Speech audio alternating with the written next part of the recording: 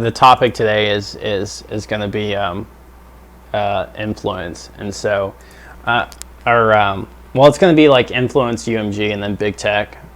We'll be covering Steven Crowther. Leafy is here as far as like influence goes, and this has to do with YouTube. Basically demonetizing Steven Crowther even after they said they wouldn't. And then the UMG, we're going to be talking about Gus Johnson, H3H3, and Mr. Beast. We'll also be talking about big tech, and we'll be discussing Veritas, and then Andrew Yang. You guys know who Andrew Yang is? Yep. Okay, cool. So,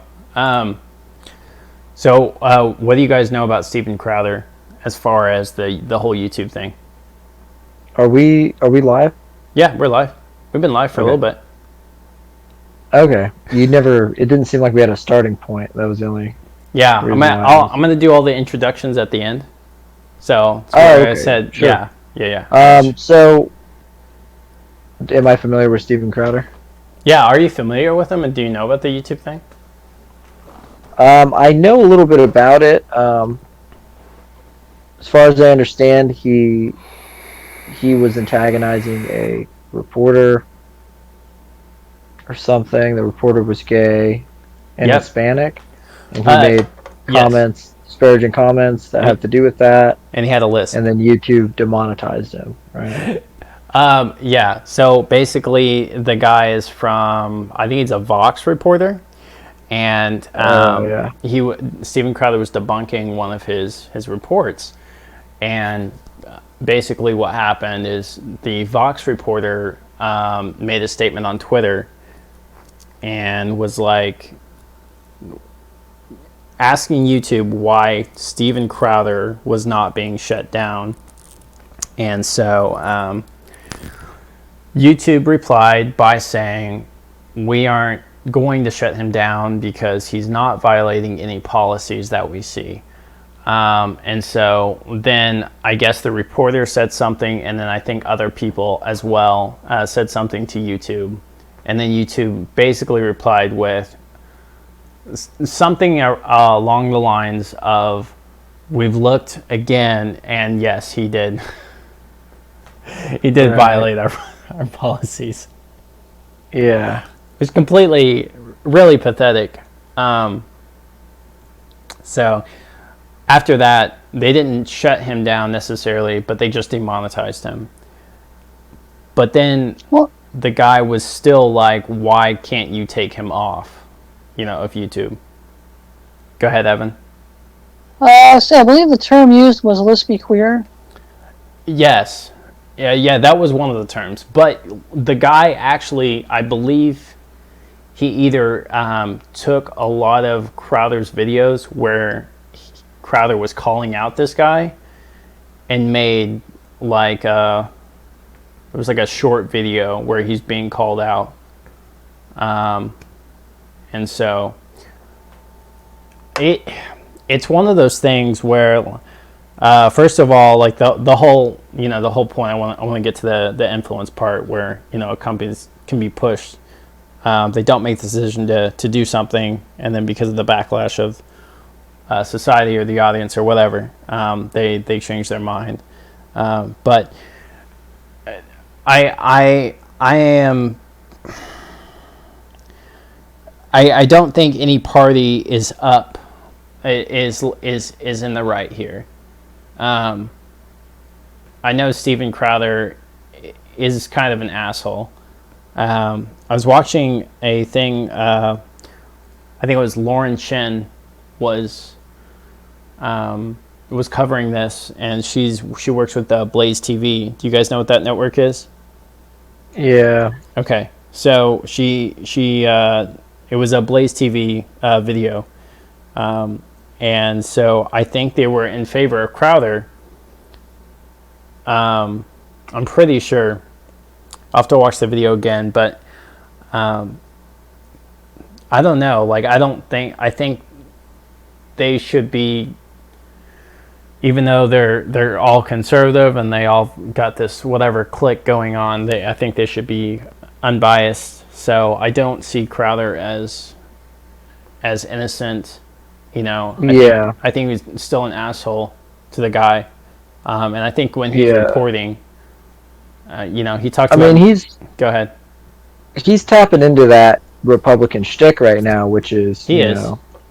The snowflake thing. Mm-hmm. Oh, libtards, lib tears. Let me get my mug full of liberal tears. Republicans love that shit because Republicans are just like fucking stupid snowflake libtards, and they Yeah. they can't get enough of people being assholes to liberals.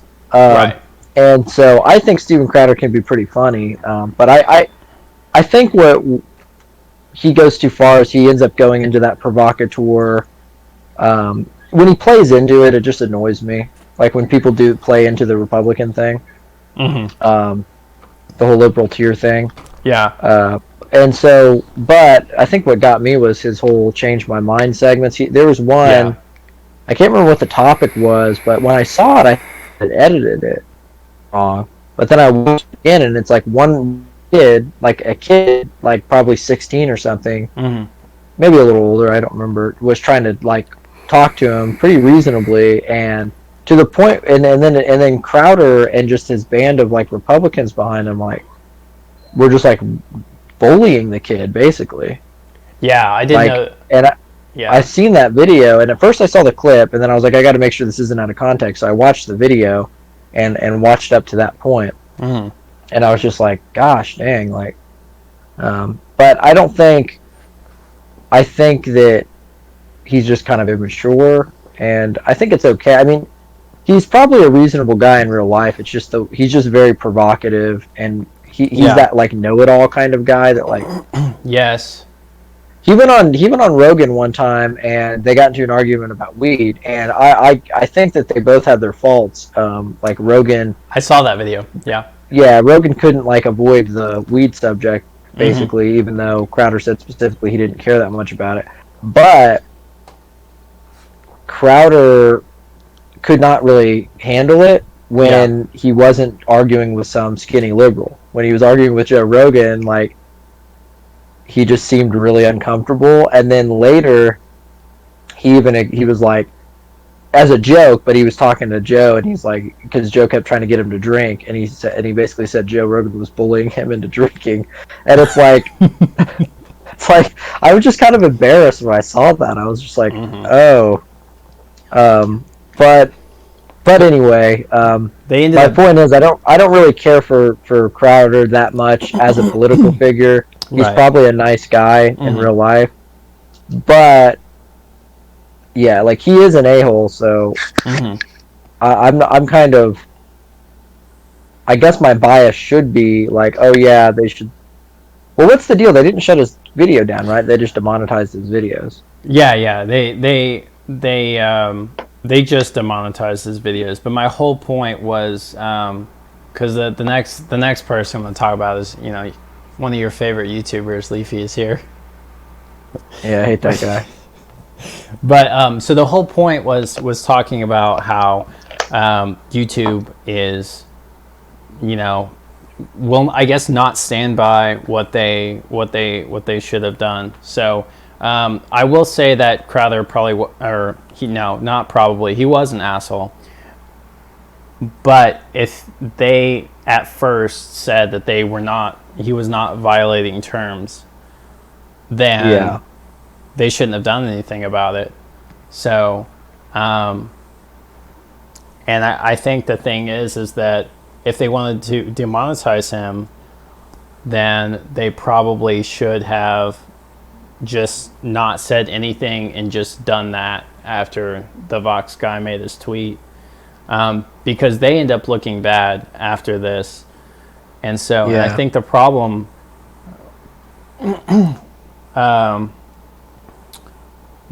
is them looking bad, but they look bad already. Like, I don't think Right. and that not many people are on their side. But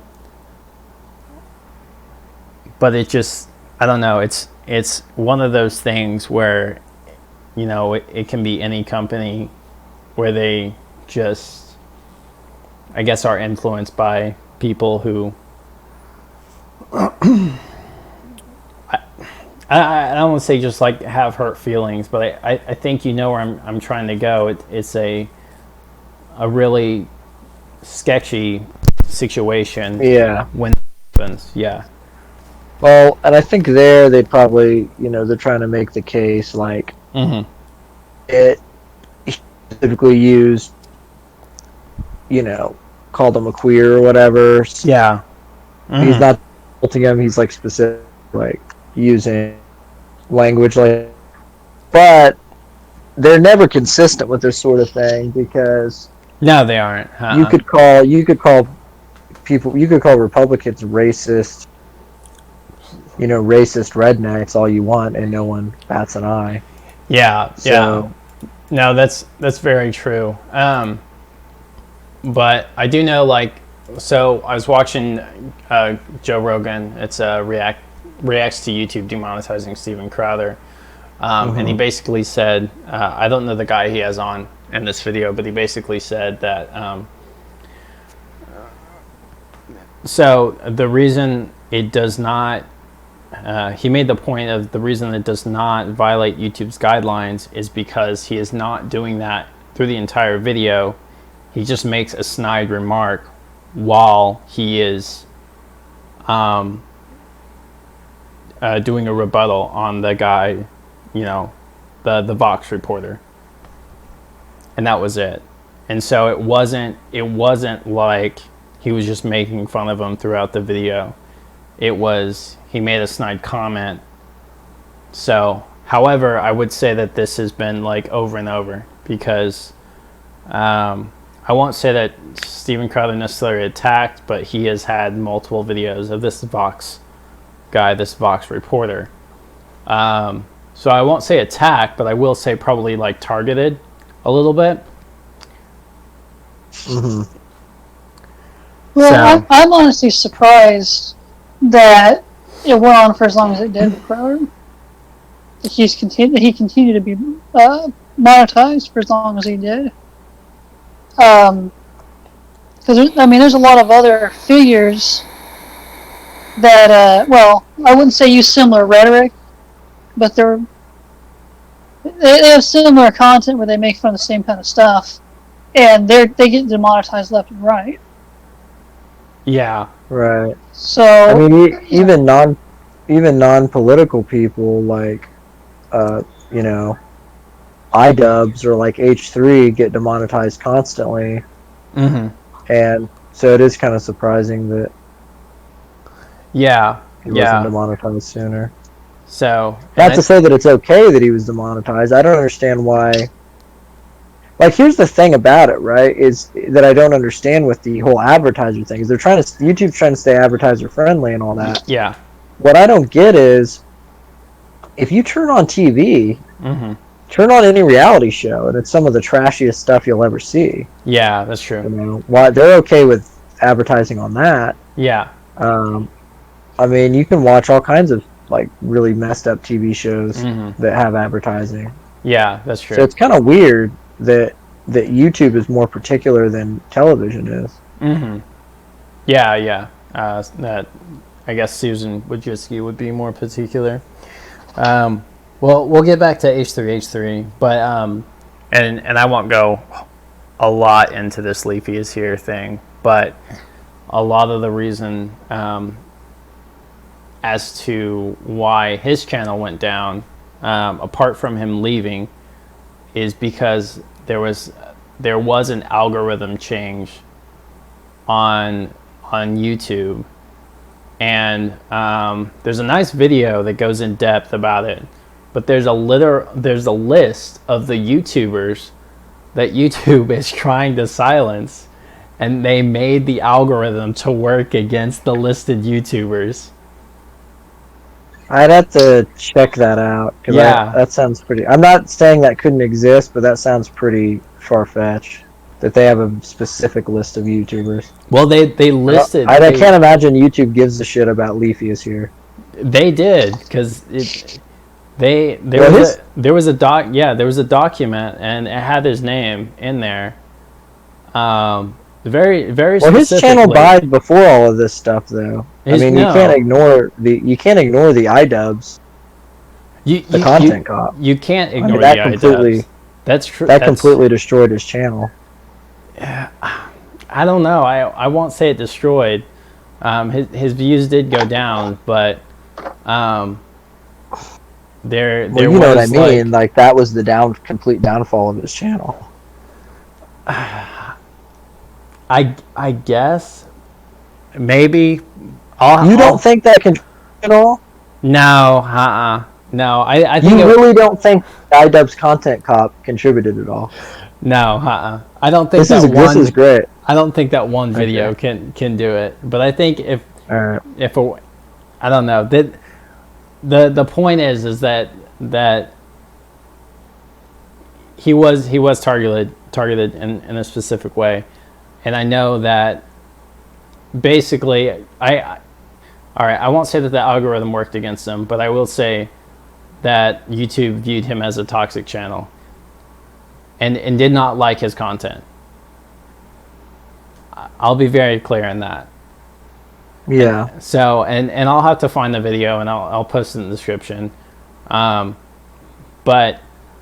it was pretty interesting. And I would say, as far as, even though his content is pretty toxic, I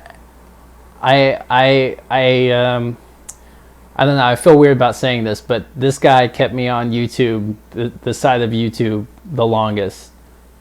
Out of everyone I've seen, he's probably my favorite YouTuber, like, ever. And so I would literally spend like 4 hours just watching his content. Yeah. Yeah, and so, but the thing about it is that it is pretty sad when you get to a point to where, you, like I said, even though it is toxic, it is still, I don't know, free speech. And we do get to this point to where we have, you know. Well, what is it that Leafy did that would get that YouTube wouldn't like? I think it was just his content, because a lot of people said that he was a bully. So I don't think that he's really. Yeah, I mean, he definitely did. I mean, he would. His main thing was he would pick on kids all the time. Yeah, that's what everybody said. Yeah. Well, it was just like such. I don't give a shit if you make fun of kids, but it's just like it was just lousy content. Yeah, in that regard. His jokes did fall flat, but I don't know why YouTube. Other than that, I don't know why YouTube didn't like him. Well, this is what I'm trying to figure out. So there's a list of YouTubers within an algorithm. None of the big modern YouTubers are on it, but Leafy is here, who's been dead since 2017, is on that list for some reason. Doesn't make any sense. Why would they care? If there was a manual list put together. So it was prior to 2017 that this list was put together. The list came out. Yeah, but his channel has been dead because he left. It has nothing to do with the list. The list has to do with his channel dying as far as views are concerned. So the algorithm had worked against. I'm just trying to figure out. So this list was from 2017. No. Yes, I'm pretty sure the video is newer because I don't know how the guy found this. But I'll have to list it. I have to look at the source. It's just, it's just, you know, I'm sorry, I know I go into mode automatically, but like, people just make shit up on YouTube. So I just I'm not saying that that couldn't be possible, that there could be a list of YouTubers or whatever. But there's too many things that don't add up already. Which is, why would Leafy, whose channel's been dead since the iDubbbz video, be on why would they put him on a list? Who else is on the list? That's the main question I have. Was this list published? Or is it just some guy saying it in a YouTube video? Because I could make a YouTube video and say, hey guys, I found this list and it has all these YouTubers on it. Hold on one second. No, absolutely no. You know, being a big YouTuber. Hold on. I don't know. I feel like I did hear something similar. Okay. back towards 2016 when this whole thing started. Mm-hmm. Because the censorship thing started right around that time, right around the last election. Yeah, that is true. That was when we started getting the apocalypse and everything. They started pulling people's channels off of YouTube. Mm-hmm. So, what's the name of the what's the name of the video and or YouTuber who made this conspiracy video? I'm pretty sure. Here, I'll link it in the Discord. I'm pretty sure it's this one. I could be wrong. Okay. So, I'm gonna have to watch the video all the way through to figure it out. But it's a long video.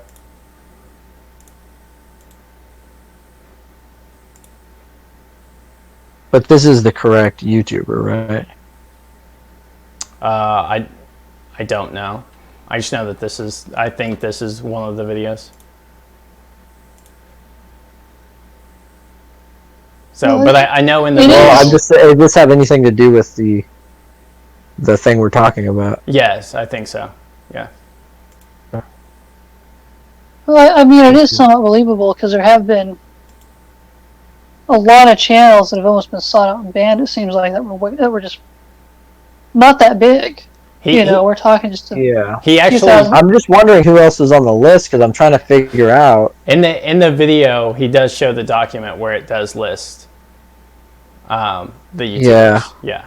So. Well, he didn't put any sources in his description, so. Like I said, how do you know he didn't just doctor? I don't know if this is the video.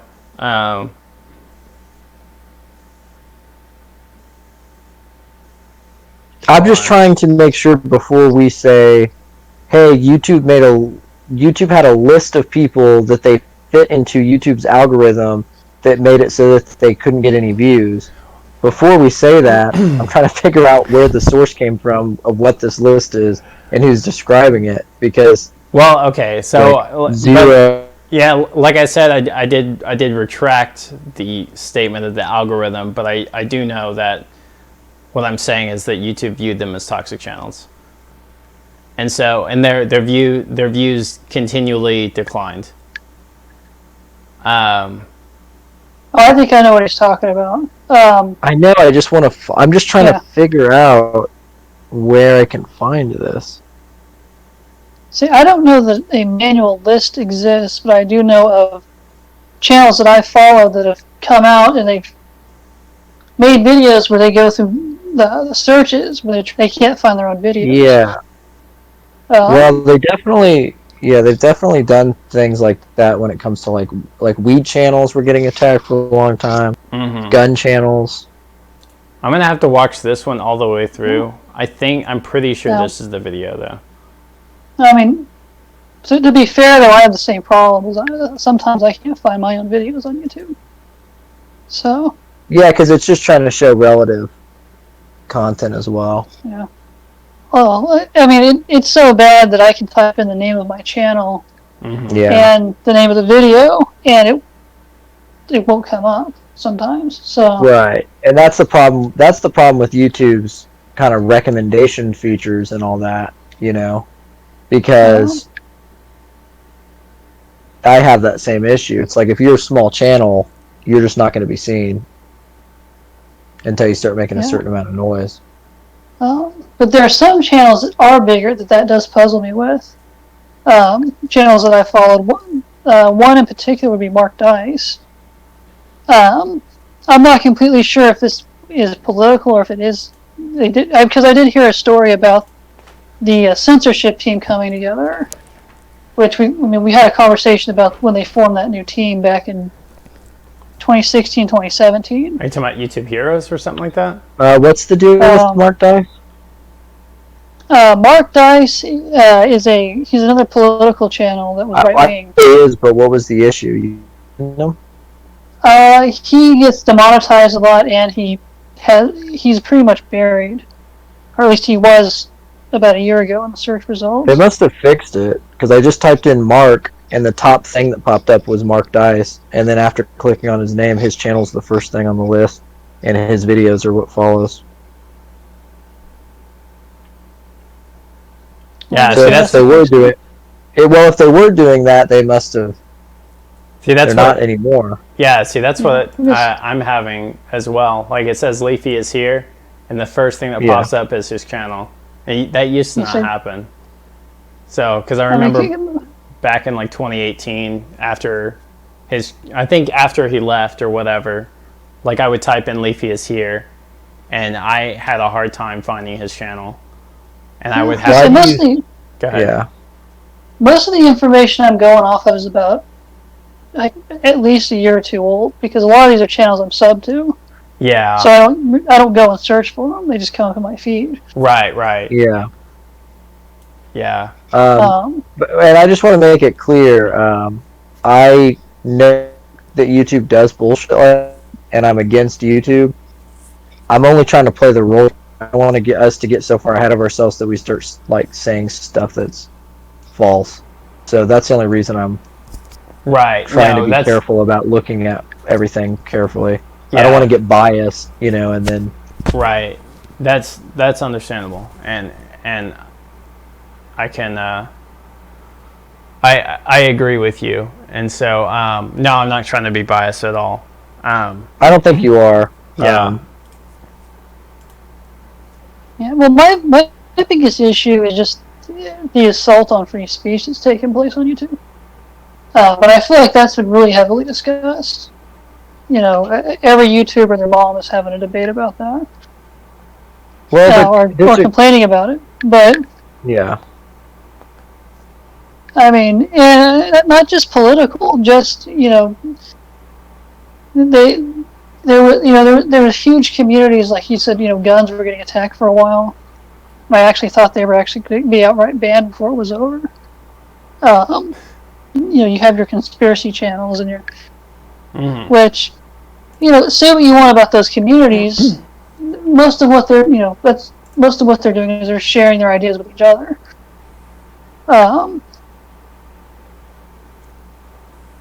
It could be, it could very easily be turned the other way around to people that are discussing race issues or transgender, or, the LGBT issues, or Right. Yeah.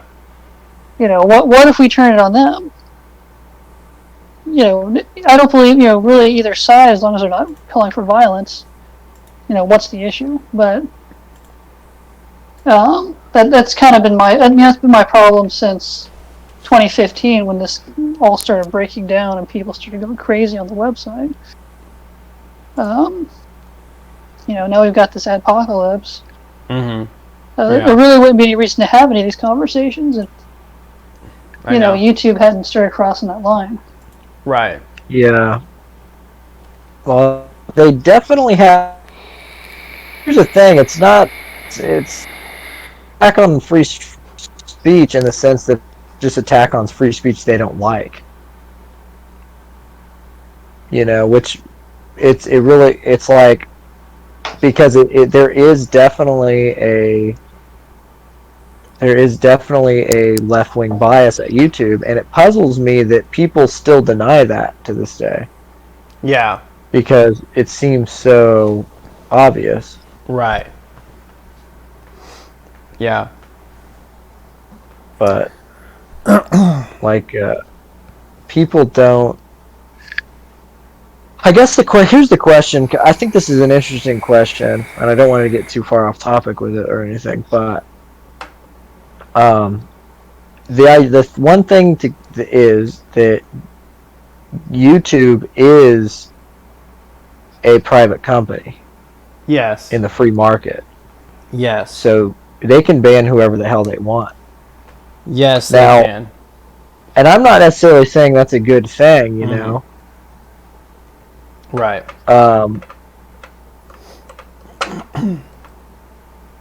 But I think, I'm not saying that's good, but there is something to be said about that. And I wonder what you guys think of people making the argument that at this point, Google and YouTube are almost like utilities, and that they should be regulated by the government, and therefore you should be able to say whatever you want. Yeah. So Because there's a weird. Well, just to finish the thought, there's a weird thing that's happening, right? Yes. So you have YouTube, who's super liberal, Mm-hmm. but when it comes to them being able to do what they want, because they're a company, all of a sudden they're very free market, which Yes. is more of a libertarian idea. Mm-hmm. And then you have people who are conservative, who are saying, who are free speech advocates, who are saying, well, YouTube needs to be regulated, Right. Yeah. and that's a more left wing idea. That So it's YouTube really needs to be really regulated. well, just have regulations on businesses. Okay. So once they get big, they need to be regulated. That's a left wing idea. So Right. what I'm saying is, it's kind of interesting, the crossover that we're seeing here, because people. I mean, this is the problem with everyone being tribal, but they don't even realize that they reach onto their own lines. Yeah, that's true. The thing is that the reason well, I didn't necessarily want to get into the Veritas issue yet, but I heard that Google has an immunity or something like that, and YouTube has An immunity to what?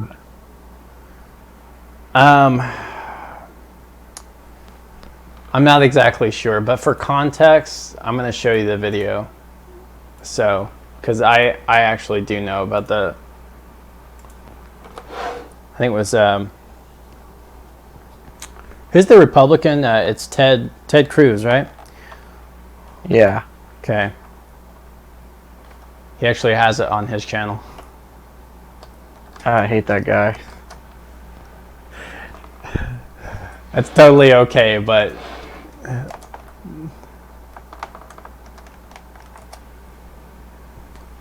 A lot of Americans have concerns that big tech media companies, and Google in particular, are engaged in political censorship and bias. As you know, Google enjoys a special immunity from liability under Section 230 of the Communications Decency Act. The predicate for that immunity was that Google and other big tech media companies would be neutral public fora. Does Google consider itself a neutral public forum? oh shit. Oh, there it is. Okay, cool. A lot of Americans have concerns that big tech media companies, and Google in particular, are engaged in political censorship and bias. As you know, Google enjoys a special immunity from liability under... Can you hear it? Nope. All right.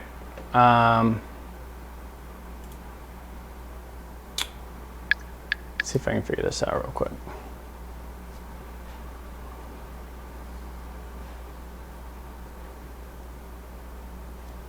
Oh, there's no way to share the screen, is there? All right. Well, Well, what's the content of the video? We can watch it later. there's a certain,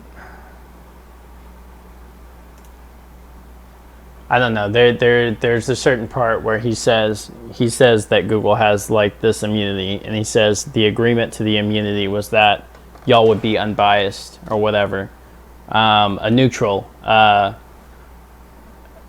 as far as search and stuff like that goes, and that was the point. And so I guess they're gonna have to answer.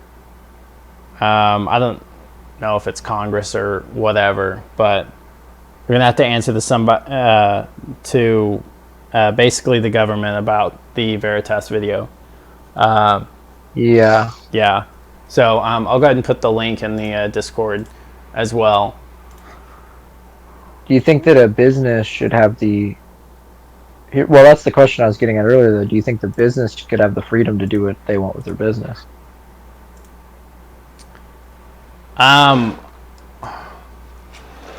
So, yes, but I think that, see, that's, golly, that's where that's what's so hard to Yeah. figure Because on out. one hand, I think I guess part of it is, you want to... Well, like, obviously, socially, yes, we don't want them regulating content, and Right. favoring certain ways of thinking and all that. Right.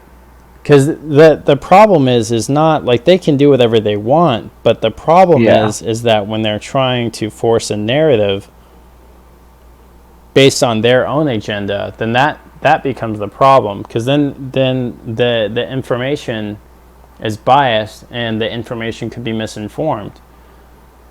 Now we could tell people to use some other search engine site, and that's fine. Like, what is it, DuckDuckGo? Or Yeah. search page or whatever. But and I would probably encourage that over Google. I don't use Google. I use Bing. Bing is one of my favorite search engines. So Do you know what the most dinged thing is? what? Google. Really? Yeah, it's not a joke. That actually is the number one dinged thing. That's pretty sad. Well, James, that's the argument you just made is the exact argument that they're using to roll out this censorship. What are you talking about? Oh yeah, The misinformation. Yeah. right. No, and I understand that, but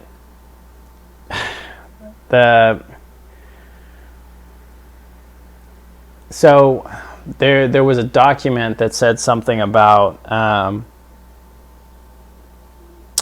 searching something that's factually true, right?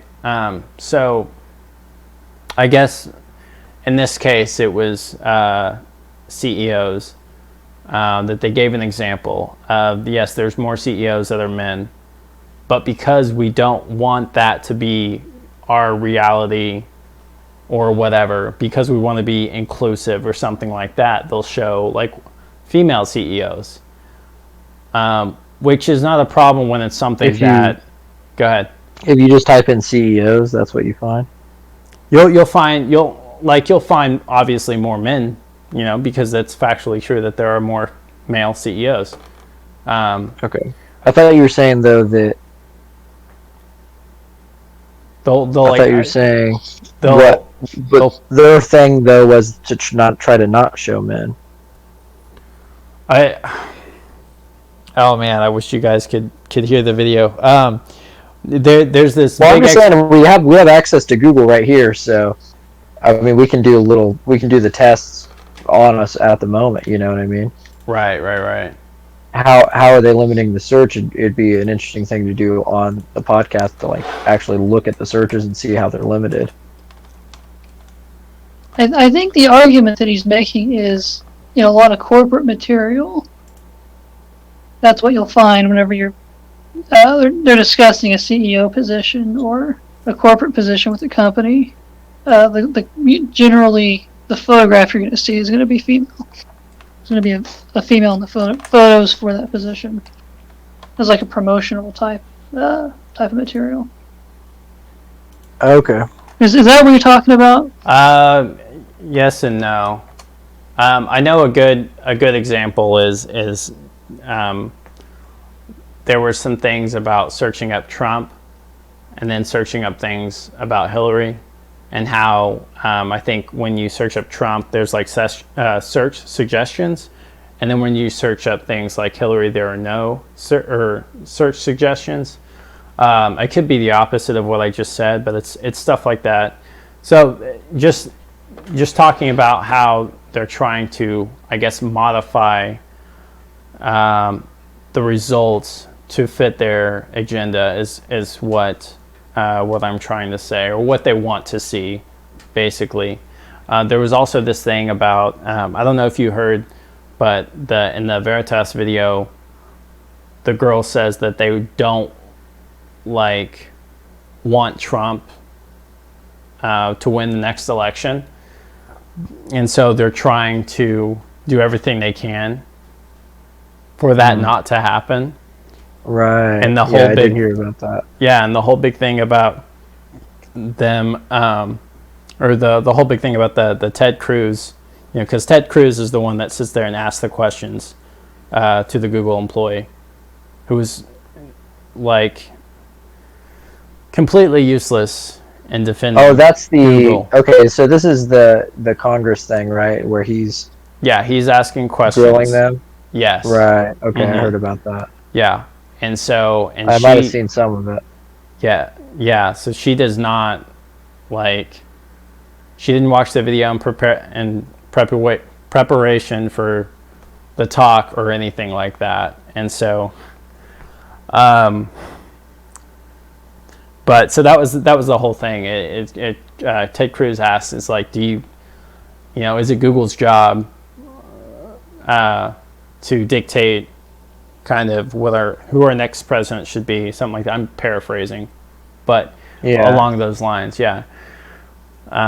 And so that was the deal. Go ahead. So you're more mentioning manipulating search results or suggested searches. To fit an agenda. Yeah, that's my problem.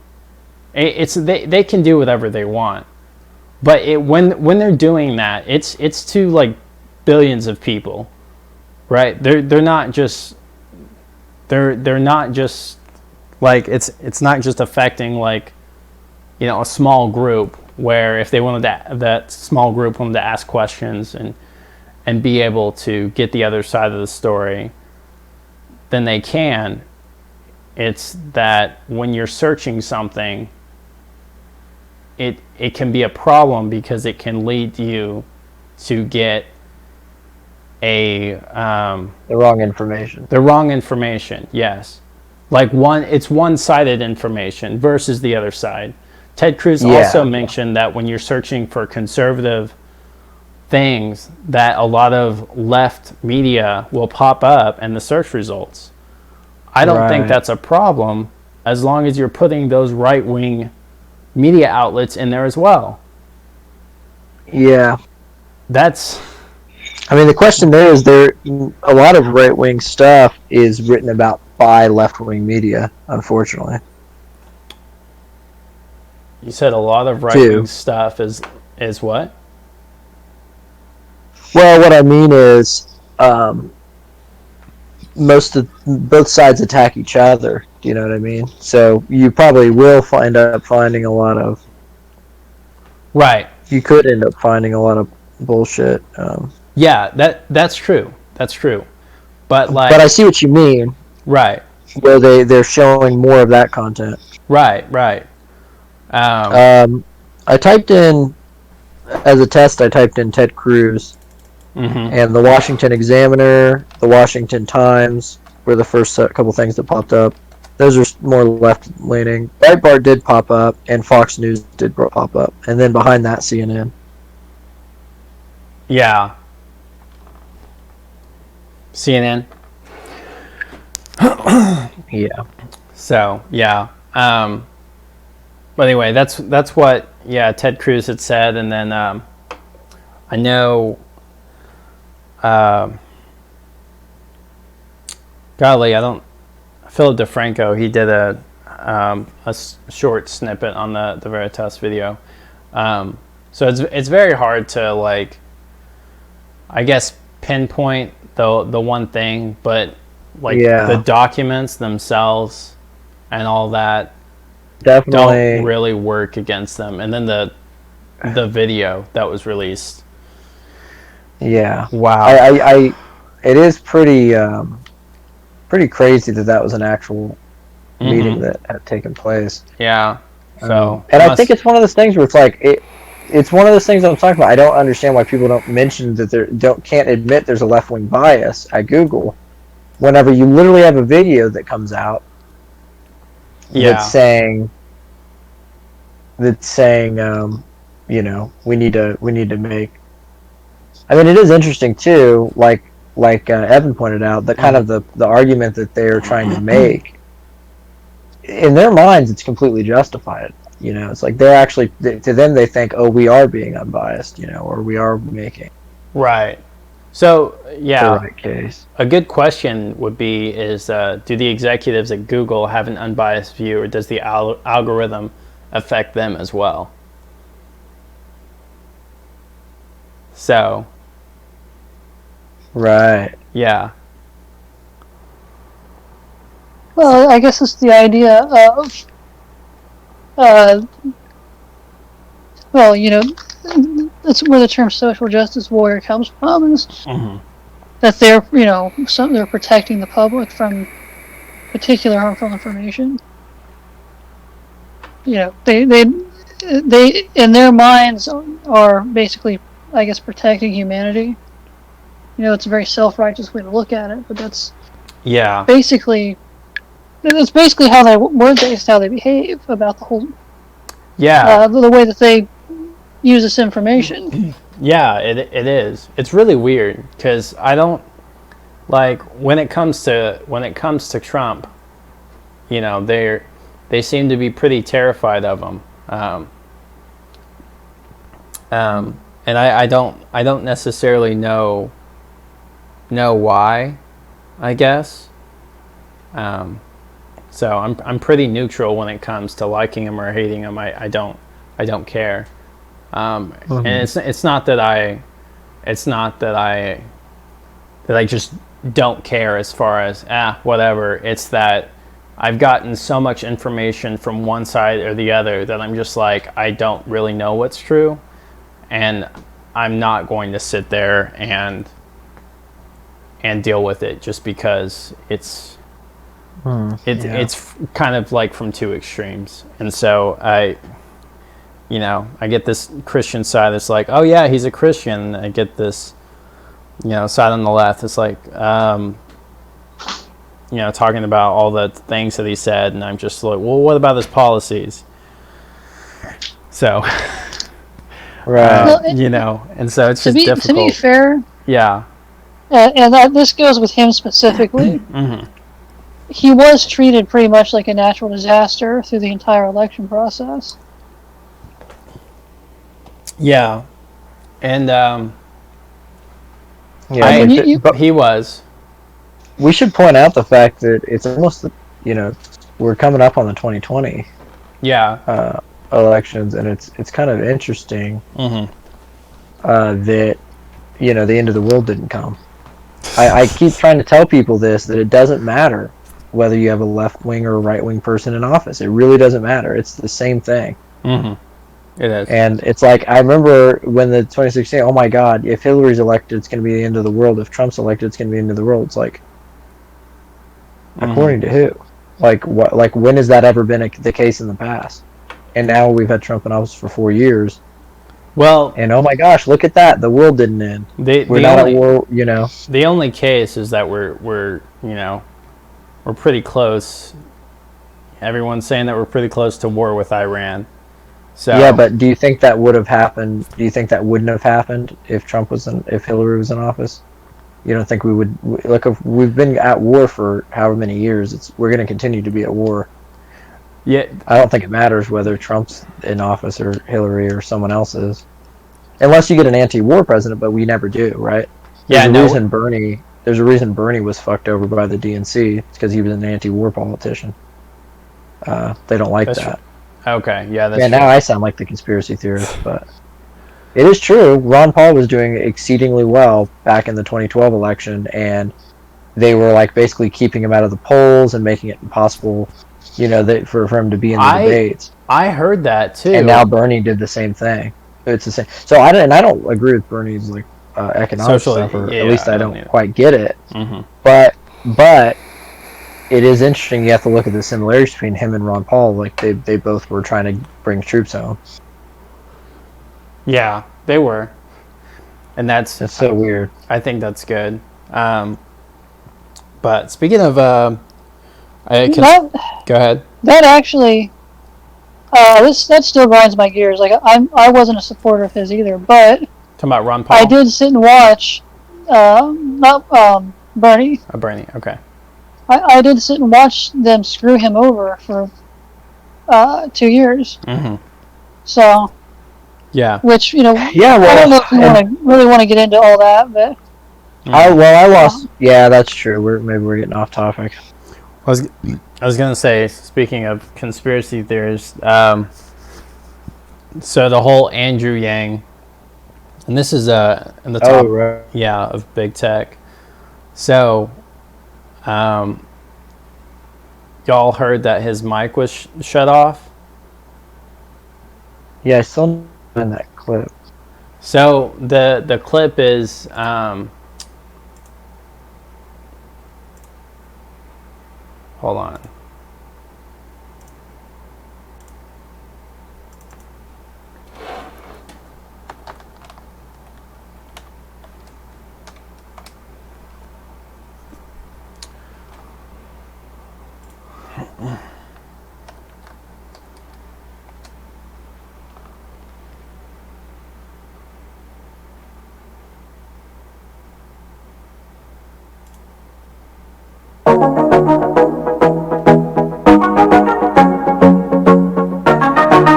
So Yang, your signature policy is to give Hold on. every adult in Oh, okay. So I just went silent for a little bit, and I thought the mic No, got cut. I guess while he's setting that up, I could maybe talk about the Bernie thing real quick for anyone that's Sure. confused.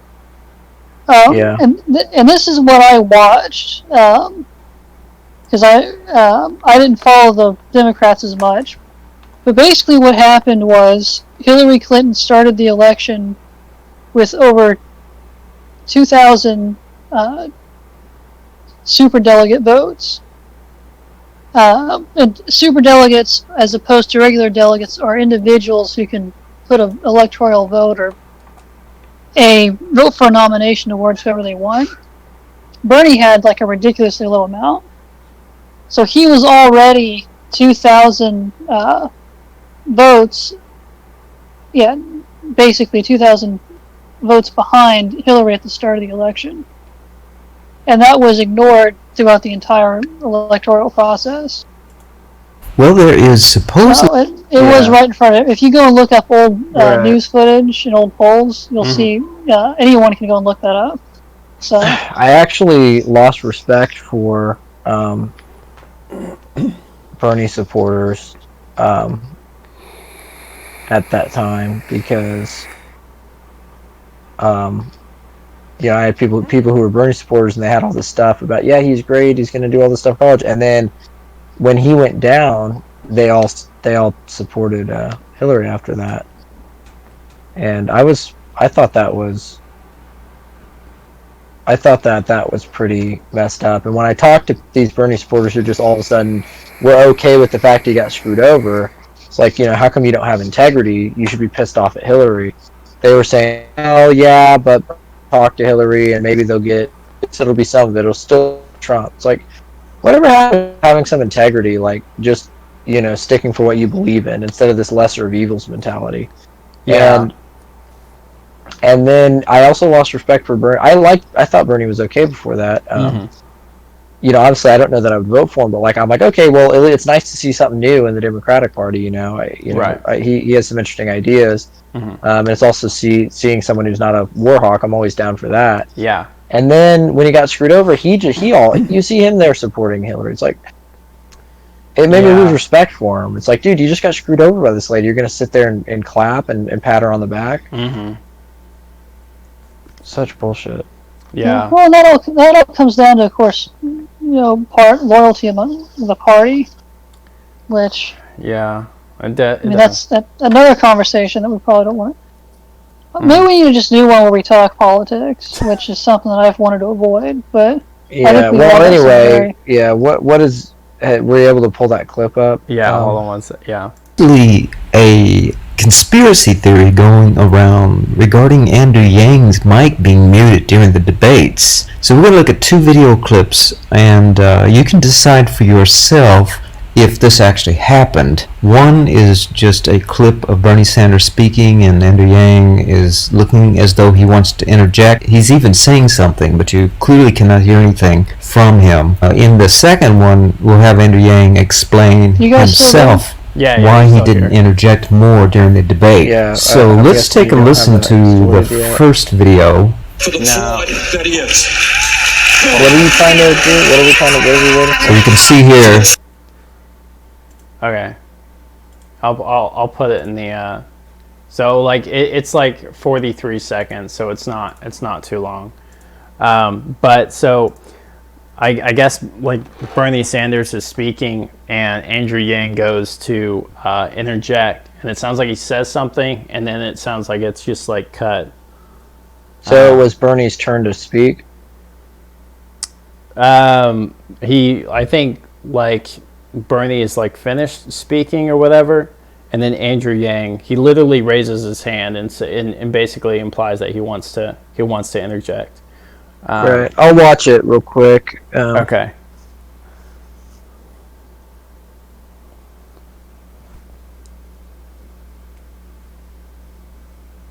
Okay, I clicked on, pulled up a stupid 5-minute video. I've been getting- Andrew, Go ahead. what? No, go ahead. Andrew Yang, Mike. Oh, it's in the Discord. I'm just trying to find the clip itself, as opposed to someone talking about it. Here we go.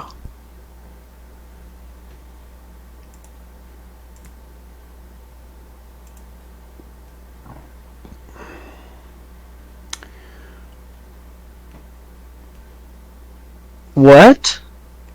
What? I must have the wrong clip. The I'll see if I can- the one in Discord is only like 5 minutes, or it's only like 43 seconds long. Or Is it? It's 5 minutes, but you just need to watch the first like 43 I seconds. think I found the clip. Okay. It's Bernie just finished and Andrew Yang's putting his hand up. Yeah. I'm really confused. What's the issue? So Andrew Yang said at that point that his mic was shut off, or turned off or whatever. That NBC cut his mic off. So the issue was that basically he was being silenced and that he couldn't interject. He also got the lowest amount of talking time in the entire debate. Yeah, those debates are nightmares, honestly, just overall. Yeah, It's one of the worst possible ways for them to do that. And I can't believe that it's become the standard over the last, 30 years. Well, I think a lot of them just need to make some, I guess YouTube channels or whatever. Well, none of Start them. How their come camp- none of these people ever go on to Joe Rogan? It's like, That or would be something a good like idea. that. Yeah. Yeah, I mean, Gabbard did, actually. Tulsi Gabbard did. Oh, he did? Well, he Just was the a fact that smart she guy, did wasn't that he? won points for me, because it's like, none of these people will do. Like, if you believe in what you believe in, Yeah. and then you should have no sitting unheard in front of a mic with somebody for that long, Right. Exactly.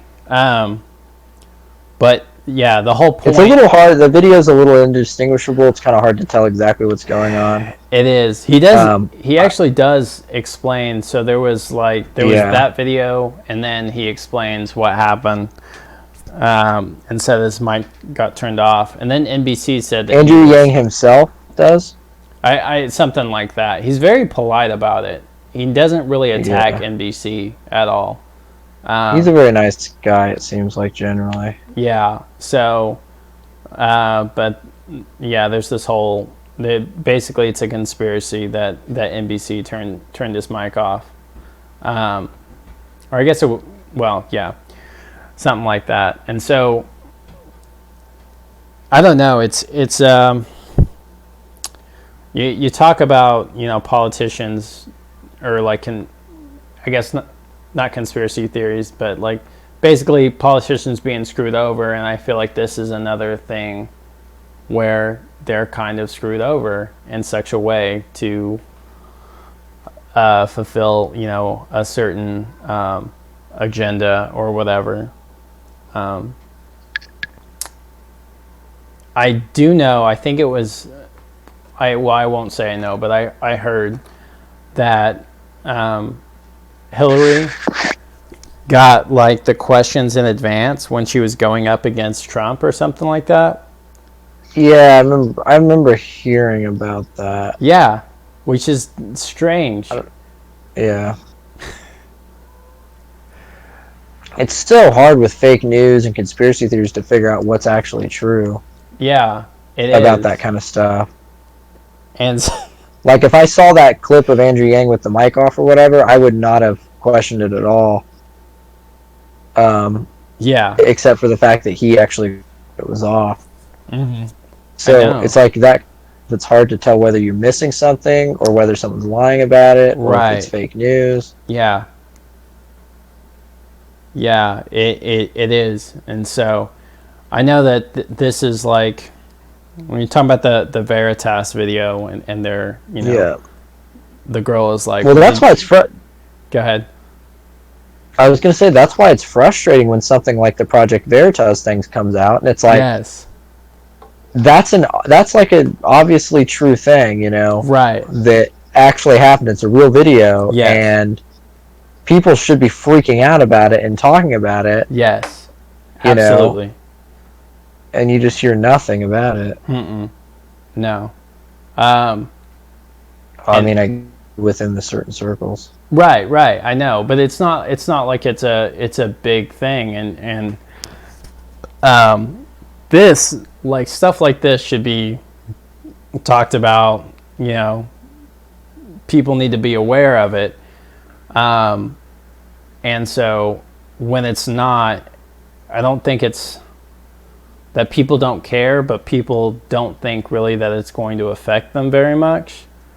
I mean, however, with this, I know you say like every president has been the same, pretty much, but I feel like now, even though I'm kind of indifferent about Trump, I do know that at the beginning of his election, that he started like kind of like standing his ground and stuff like that, and I remember a lot of news outlets were kind of covering, I guess, some of the stuff that he would say when it came to, I don't know if it was like Congress that he was talking to or what, but it was basically, I'm allowed to do this, I can, and you can't stop me, kind of thing. And I know that he had like some of his policies that he put into place, he it wasn't one of those things that he promised and it just never came. Like, he promised it and he kind of followed through. So, Yeah. so I don't know. I just noticed a lot of things that he said he was going to do, like it was already done, like within a couple of months, in his election. And it wasn't like I'm going to do this. Yeah, no, I'm not, or whatever. So I would say that's probably the only thing that I like about him so far. But so and I say that to be like, when it comes to sabotaging something because you don't like it or whatever, like with Ron Paul or with Bernie Sanders or something like that because they're anti-war. I feel like that depending on how they act, it does kind of affect the rest of the world in some way. We may not be affected by it as much, but I know some people are, and so I do think that is an issue, especially when you have a guy that says he wants to give $1,000 to everybody. Every month, yeah. So, I think that will definitely affect the rest of the world. I guess the last topic, unless you guys have any other like thoughts about this. No? No, I don't think so. Okay. All right, so the last topic was the UMG thing. So, and I guess we'll get into like some nitpicky stuff because we were having a good discussion about this earlier. Yeah, I don't think it's nitpicky at all. I won't say that that we're being nitpicky, but I will say that UMG is being nitpicky. Oh, right. Yes. Yeah. So I know H3H3 covered this earlier, and he wants to get like some like boycott UMG thing going. A plan of action is what he said, and so I do want to try and see what I could do to be a part of that. But or through the podcast to be a part of that. But I do know that he gave some. He showed some videos like Gus Johnson, and then he talked about Mr. Beast being affected by it as well. So, Right. what do you know about UMG, Matt?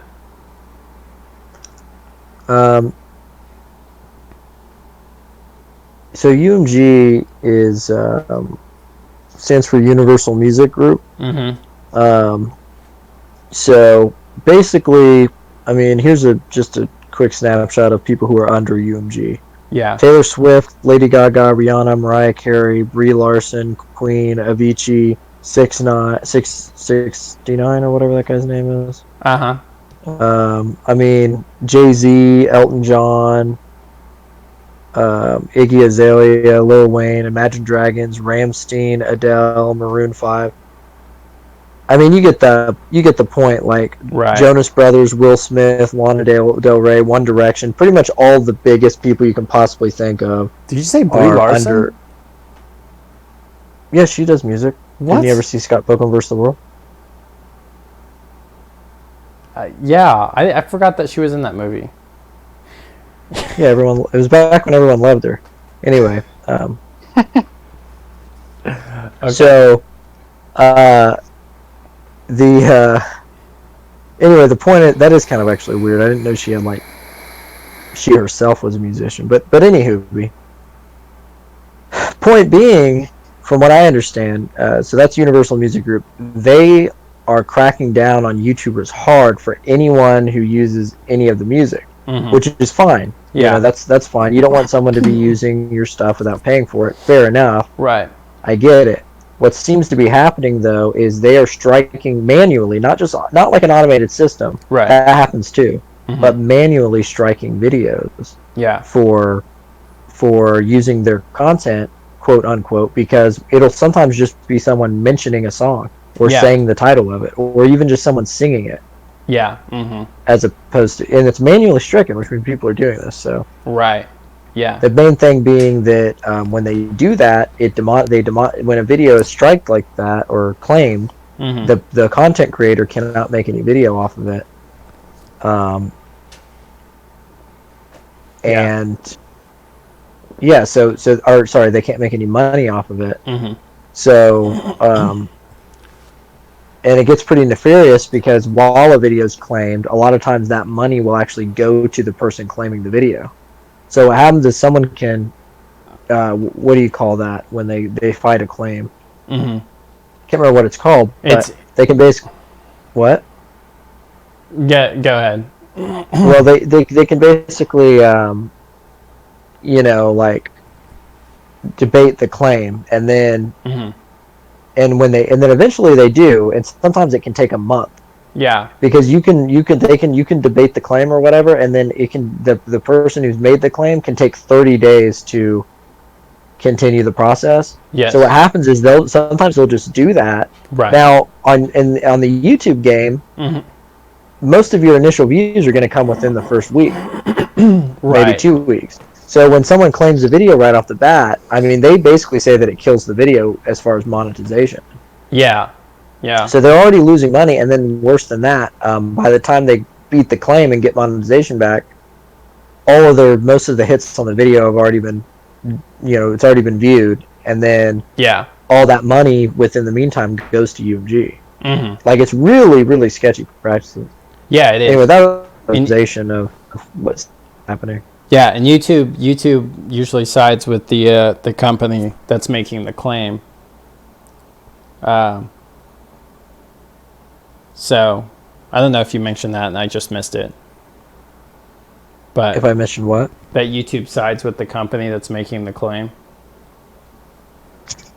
Yeah, so recently the CEO of YouTube Oh, yes. said they're partnering with UMG. Yes.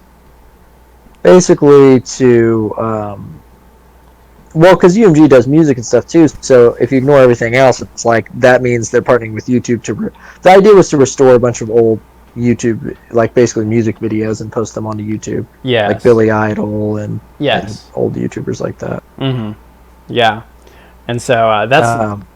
Go ahead. Well, so it's just sort of like fucked up. Yeah, yeah. There No, we go, yeah. So I just pulled up the actual tweet from Susan Wojcicki or whatever her name is. She's the Wojcicki. CEO of YouTube.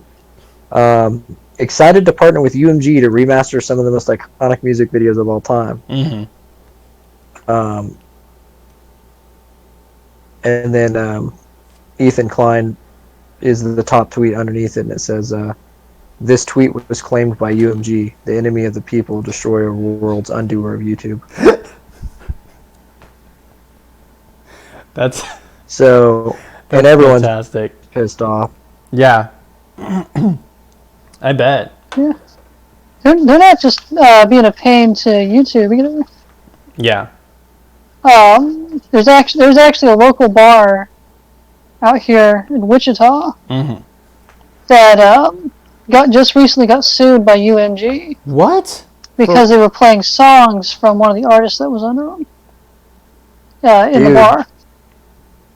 That's crazy. That's ridiculous. Yeah, I actually saw that in the so local paper. Was it like a cover, or they were just using Spotify or something? I'm not sure. I believe it was Spotify, which maybe I don't know exactly how those laws work. I'll tell you.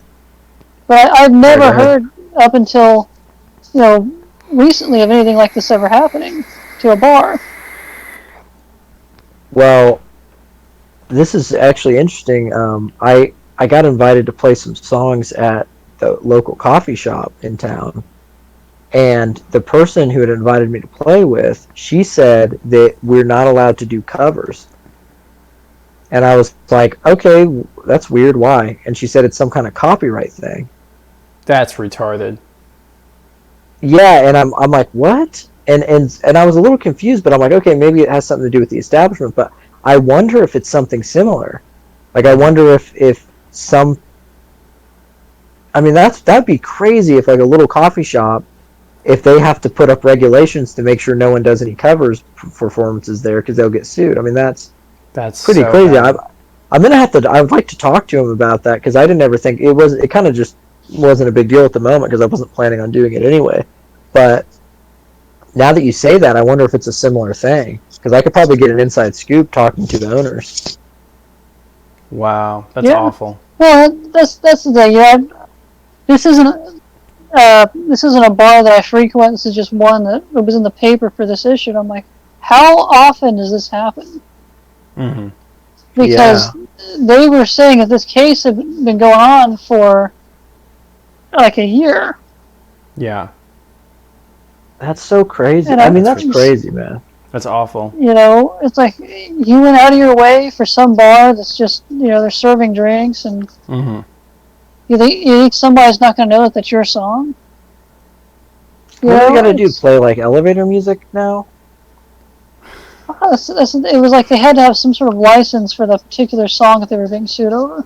So that does make a little bit of sense in a place of business because I know On the Border, they do have to have licenses to play the song. So. Well, what about DJs though? Because you have DJs that's going to have, upwards of hundreds of thousands of songs that they carry around and take to different parties. That's true. They're making money off the content. Yeah, Yeah. that's a good question.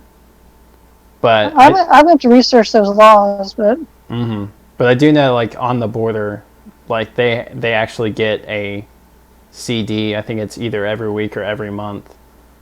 And they have the songs kind of like uploaded to, I don't know if it's a server they have or whatever. But they said they have to get the licenses basically. So it's so that they don't get sued. But it's interesting. So but yeah, I don't know, but I do know that that's pretty petty. Either way. So Yeah. And Well, I know what. there's something to be said there about promotion too. Yeah. So I think what we were talking about, maybe it wasn't me and you, maybe it was me and my roommate, but we were talking about this UMG thing and how the whole idea of copyright, especially, well, fair use anyway, especially on YouTube, is the thing taking away from the original sales, like the original thing. So if I just post a video of Billy Idol's Dancing with Myself, Right. then that would, and someone finds that, then maybe that would take away from the initial money that could be made from the actual people who own it. It's like, okay, fair enough. The problem is, it's like, if I'm recording a vlog or something and somebody in the background is singing Dancing with Myself by Billy Idol, and then I get claimed, it's Right. like, that's so petty, because it's like, it's not, no one's going to go click on my 10-minute vlog video because they want to listen to like an autistic 5-year-old sing Dancing with Myself in the background, right? It's like, oh, well, at least it's free on here. Right. You know what I mean? So Right. it's like, so there's this big issue. So it's like, it's very clearly money driven. They're not losing anything by someone mentioning a song in a video, No. but they are gaining something by claiming it. Yes. Yeah. It is. It's really greedy.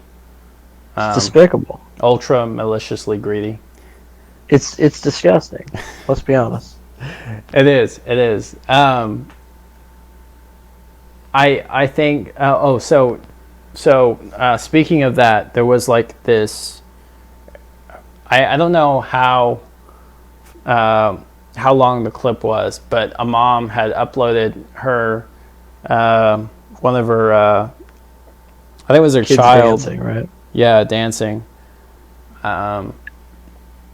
And they had claimed the video. They actually sued UMG and they won. That's awesome. Yeah, it is. And so I think, I don't know. I mean that is good, but that, it's really petty, and it's really petty of them to sit there and claim stuff like Mr. Beast and Gus Johnson. Gus Johnson did not use what he said, a microsecond of music at all. He was just talking about how people were goofing off doing the listening to Bohemian Rhapsody for the first time.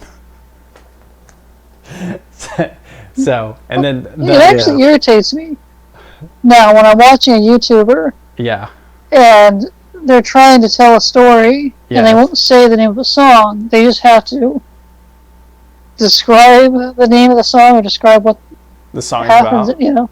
what the song's about, Uh-huh. and you're just supposed to try to get it, like get what they're talking about. I mean, that's the level of paranoia we've reached. Uh-huh. It's like, people don't want to say the names of songs. Yeah. And honestly, I think that's counterproductive for the artist.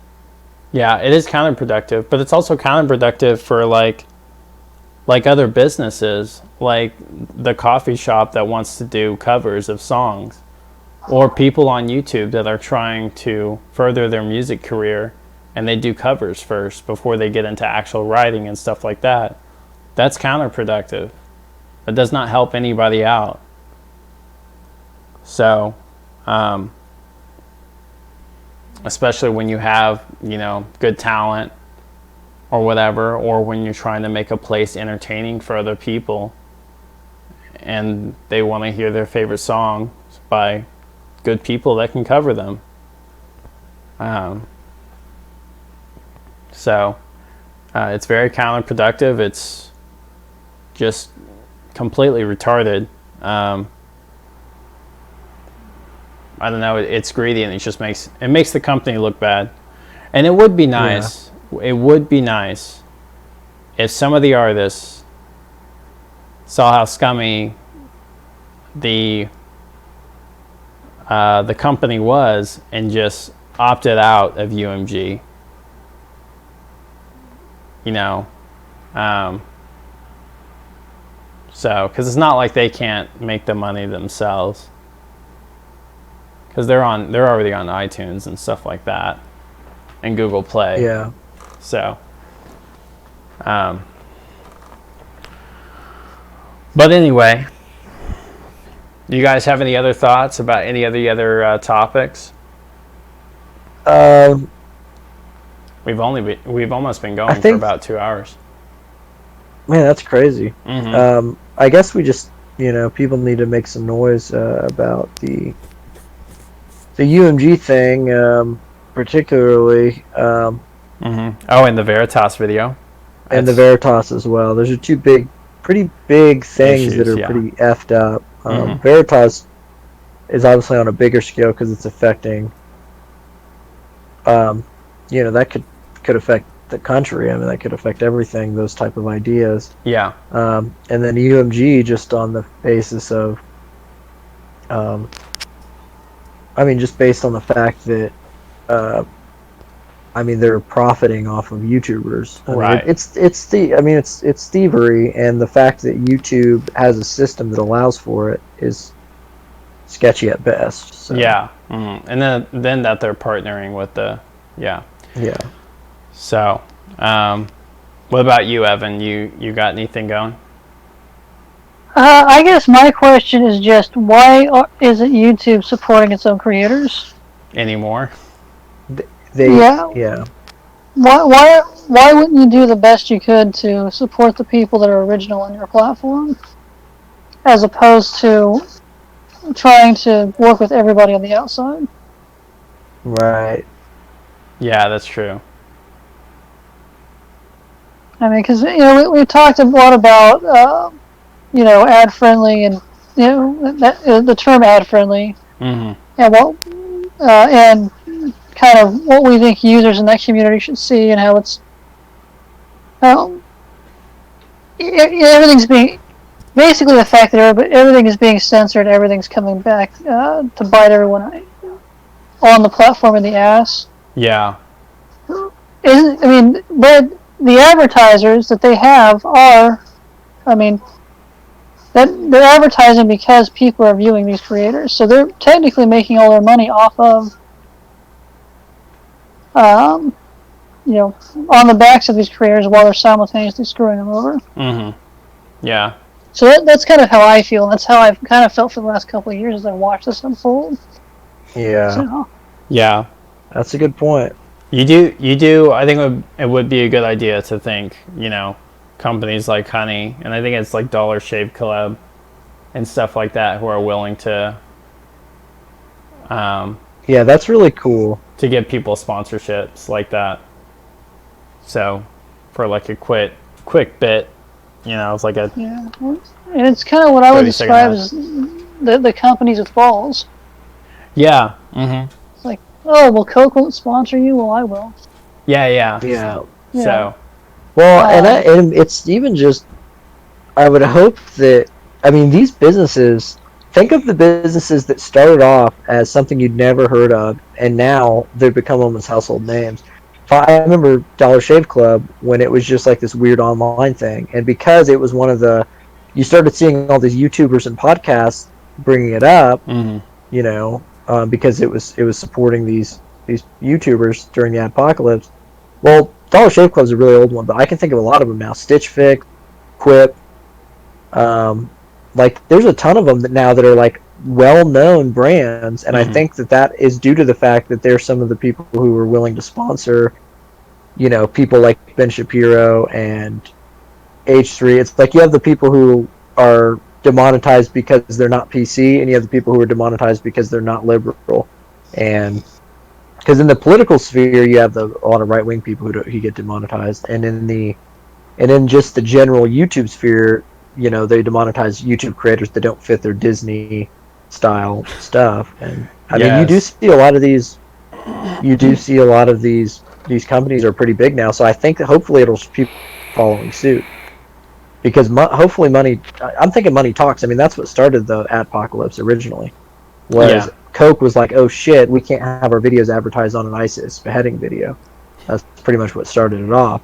So then it's like, so money took them out of YouTube, but I think money's going to bring them all back when they start realizing the numbers they can make. I mean, when you have people like the H3 podcast is once a week and they average about 1 million views. Yeah.